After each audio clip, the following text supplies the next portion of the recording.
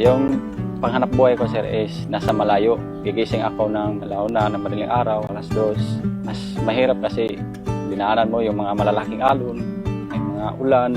6 na taon pa ako nagsimula ng pangingisda. Mahirap po kasi kulang yung gagamit mo sa pangisda. Kasi doon ka kumukuha ng para sa panghanap buhay mo, pangangailangan mo sa bawat araw. Pag kulang ka doon sa laod, talaga, parang uwi ka lang na gumagastos. Tapos wala kang maibigay sa mga pamilya mo. Nabuo yung asosasyon ko po dahil sa nagpatawag po ako ng meeting. May plano ako, baka suportahan niya ako. Ano po yun, Dan? Gumawa ko ng yung asosasyon para magkaroon tayo ng buo.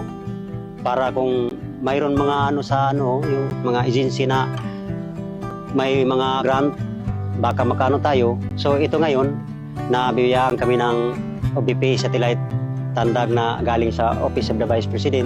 Masalamat talaga sa OBP na at the first time na nakatanggap kami ng award of 150,000 talaga. Para ang membro ko, para naman sila mabigyan ng yung katuparan ng kanilang problema sa panagat. So, ang saya ko talaga, ma'am. Sabi pa na yung mga taga-office doon sa Tandag Satellite Office na, "Sir, ganun talaga, sir, accredit ko." Siyempre, nabuhayan ang ko.